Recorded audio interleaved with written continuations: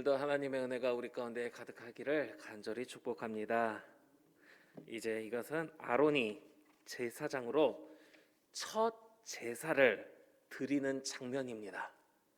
그러니까 이제 제사를 드리는데 첫 제사를 드리는 장면, 모세가 아론에게 안내하고 있는 부분인데, 속죄제를 위하여 흠없는 송아지를 가져오고, 모세가 아론에게 무엇을 먼저 준비하게 합니까? 속죄제, 죄를 용서받기 위해 드리는 제물.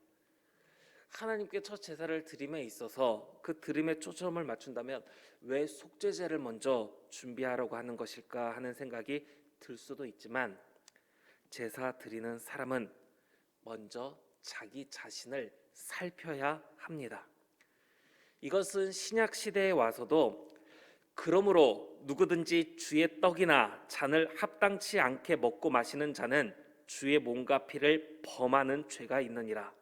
사람이 자기를 살피고 그 후에야 이 떡을 먹고 이 잔을 마실지니, 주의 몸을 분변치 못하고 먹고 마시는 자는 자기의 죄를 먹고 마시는 것이니라.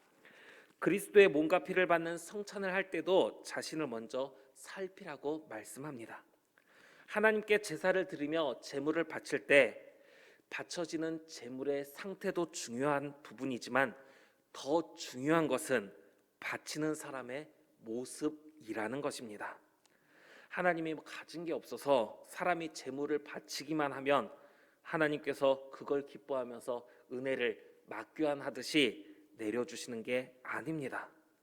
제물이 아니라 제물을 드리는 사람의 모습이 중요합니다. 이스라엘 자손에게 말하여 이르기를, 너희는 속죄제를 위하여 숫 염소를 가져오고. 모세가 아론에게 이스라엘 백성들도 무엇을 준비시키라고 말하고 있습니까?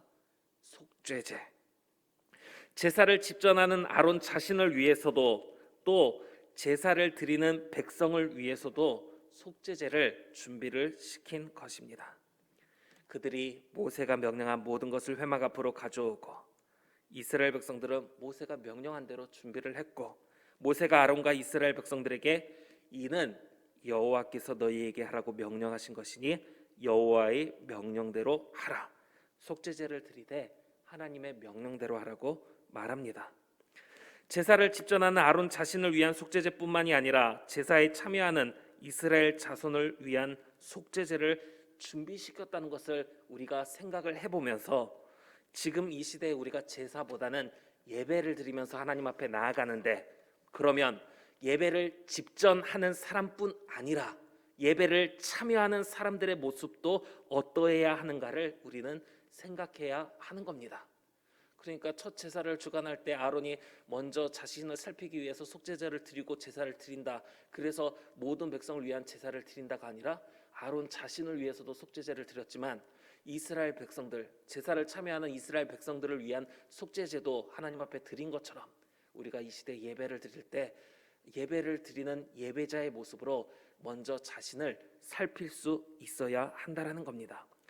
우리는 자신을 하나님과 동급으로 여기면서 아무 때나 필요할 때면 하나님을 찾을 수 있는 것으로 생각해서는 안 됩니다. 자기 자신을 살펴서 하나님 앞에 나아갈 수 있는 모습이 되어야 합니다. 그렇지 않으면 우리는 하나님을 만날 수 없고, 아무리 예배하고 기도한다 한들 우리 삶에 변화가 있을 수가 없습니다. 그렇기 때문에 예수님께서는 하나님은 영이시니 예배하는 자가 어떻게 예배하라고 말씀합니까? 영과 진리로 예배할지니라 말씀하셨습니다. 예배를 주관하는 사람뿐 아니라 예배드리는 모두가 영과 진리로 예배드려야 합니다. 하나님께 예배하며 나아가는 이 시간, 우리 자신을 먼저 살펴서 하나님 보시기에 합당한 모습으로, 하나님이 기뻐하는 모습으로 하나님 앞에 나아갈 수 있는 저와 우리 성도님들 되기를 간절히 바랍니다. 그렇다고 해서 우리가 매번 속죄제를 맨 앞으로 놓을 필요는 없습니다. 왜일까요? 자기 자신을 먼저 살피고 하나님 앞에 나아가야 되기 때문에 속죄제를 가장 먼저 드리게 했지만, 지금 우리가 속죄제를 맨 앞으로 놓지 않아도 되는 것, 로마서 8장 1절에서 2절 말씀을 보면, 그러므로 이제 그리스도 예수 안에 있는 자에게는 결코 정죄함이 없나니 이는 그리스도 예수 안에 있는 생명의 성령의 법이 죄와 사망의 법에서 너를 해방하였음이라. 예수 그리스도의 대속의 은혜로 우리가 죄와 사망에서 해방되었기 때문입니다. 그래서 우리는 이제 가장 먼저 하나님 앞에 어떻게 나아갑니까? 하나님의 그 놀라운 섭리, 하나님의 은혜를 찬양하며 하나님께 영광을 먼저 돌리는 겁니다. 하나님 앞에 나아갈 때 우리는 우리가 죄인으로 죽을 수밖에 없는 우리를 살리신 하나님의 은혜에 감격하면서 하나님께 영광 돌리면서 하나님 앞에 나아가고 또 감사의 고백을 드리고 우리의 필요들 하나님께 채워달라고 아뢰는 것입니다. 누군가는 한 주의 삶 속에서 자신의 모습이 너무나도 부끄러워 하나님께 영광 돌린 후에 하나님 앞에 자신의 부끄러움을 먼저 아뢰기도 합니다. 구약 시대에는 제사 드리는 사람의 상태를 먼저 살피고 하나님께 나아갔고 예수 그리스도를 통해 대속의 은혜를 받은 지금은 하나님께 찬양으로 영광 돌린 후 사람에 따라서 감사나 필요, 회개를 먼저 드리는 것입니다. 오늘 우리가 하나님 앞에 나아갈 때 어떻게 하나님 앞에 나아가시든지 간에 먼저 하나님의 놀라운 섭리와 은혜를 찬양하며 영광 돌리시고 그리고 감사나 간구나 회개의 고백을 순서에 관계없이 자신의 상황에 따라서 하나님 앞에 기도 드리시기 바랍니다. 아론이 제사를 집전하는 중에 레위기 9장 10절 뒷부분에 이렇게 기록되어 있습니다. 여호와께서 모세에게 명령하심과 같았고 내 마음대로 내 편한 대로가 아니라 여호와의 명령하심과 같게 속죄제를 드리고 번제물을 드리고 백성을 위해서 속죄제와 번제와 소제와 화목제물을 드렸습니다. 하나님의 명령대로 드렸는데 속죄제 드리고 자신을 위해서 속죄제 드리고 번제도 드리고 백성을 위해서 속죄제도 드리고 번제도 드리고 소제도 드리고 화목제도 드리고 이렇게 제사를 하나님 앞에 드리는 거랑 하나님 용서해 주시고 하나님과 함께하는 시간 되기를 원합니다 하면서 그런 마음으로 한 번에 속죄제, 번제, 소제, 화목제를 몰아서 드리는 거라. 그러니까 순서에 있어서 하나 제사 드리고 그 자리에서 또 하나님께 또 제사 드리고 또 한 번 제사 드리고 또 한 번 제사 드리는 거랑 한 번에 모아가지고 이 모든 것을 한 번에 하나님께 제사 드리는 거랑 뭐가 더 나아 보이십니까? 우리 이 시대에 매너리즘에 빠진다고 표현들을 하는데 하던 일을 반복하다 보면 일이 익숙해져서 더 능숙하게 기쁨으로 잘 하는 게 당연한 모습이지만 도리어 대충 하게 되는 경우가 생긴다고 합니다. 오늘날 말씀대로 살아가는 것, 반복하는 것 어떻게 보면요 번거롭고 귀찮고 힘들게 여겨질 수 있습니다. 그냥 한 번에 이왕 드릴 때 이거 몰아서 한 번에 하면 되는 거지 이걸 굳이 나눠서 한 번 드리고 또 하고 또 하고 또 하고 하기보다 그냥 시간상 편의상 한 번에 하는 게 더 낫지 않을까 그런 생각이 들 수도 있을 것입니다.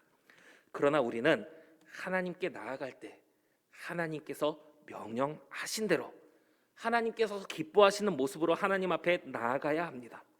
한국의 문화는 빨리빨리의 문화라고 합니다. 무엇이든 빨리빨리 해버린다는 것이죠. 그러나 우리가 그렇게 서두르면서도 소홀히 해서는 안 되는 것, 하나님의 말씀대로 하나님 앞에 나아가는 것입니다. 편한 것만을 찾으면서 그냥 내 편한 상황을 위해서 그냥 몰아서 한 번에 빨리 처리하는데 마음을 쏟을 게 아니라 약간 불편하고 약간 힘들더라도 하나님께서 말씀하신 대로 하나님 앞에 나아가는데 힘을 다할 수 있는 저와 우리 성도님들 되기를 간절히 바랍니다. 하나님의 명령대로 모든 제사를 마친 후 모세와 아론이 회막에 들어갔다가 나와서 백성에게 축복하며 여호와의 영광이 온 백성에게 나타나며 불이 여호와 앞에서 나와 제단 위에 번제물과 기름을 사른지라 온 백성이 이를 보고 소리 지르며 엎드렸더라. 하나님의 말씀대로 순종하는 곳에 하나님의 영광이 나타납니다. 그리고 하나님께서 보여주시는 표적 앞에서 온 백성은 놀라 소리 지르며 엎드립니다. 하나님의 말씀대로 살면서 하나님의 은혜 안에 살아간다면 놀랄 일이 무엇이 있겠습니까? 그런데 불평만 품던 이스라엘 백성들이었기 때문에 말씀대로 순종할 때 나타나는 하나님의 영광이 놀랍고 두렵게 다가온 것입니다. 오늘 우리가 하나님의 말씀대로 순종할 때 하나님의 영광이 나타나며 놀라운 표적이 일어나면 우리들은 어떤 반응을 보이겠습니까? 진짜 나에게도 이런 일이 일어나는구나. 상상 속에서나 있을 법한 일이라고 생각했는데 하나님이 진짜 있기는 있구나 하는 이런 마음 품으시겠습니까? 성전 앞에 있는 안전뱅이가 걷고 뛰는 모습을 보며 사람들이 놀랍게 여기며 베드로와 요한을 붙잡습니다. 그때 베드로는 이스라엘 사람들아, 이 일을 왜 놀랍게 여기느냐 말했습니다. 믿음이 없어서 불순종함으로 기적에서 멀리 있는 삶만 살다 보니 하나님의 영광이 놀랍게 다가온, 그렇게 느껴지는 그런 모습이 되지 말고 우리는 하나님의 영광이 다가올 때 히브리서 11장 1절 말씀, 믿음은 바라는 것들의 실상이요 라는 말씀처럼 항상 믿음 안에 살아감으로 하나님의 은혜가 놀라운 표적이 아니라 우리의 매일의 삶이 될 수 있기를 바랍니다.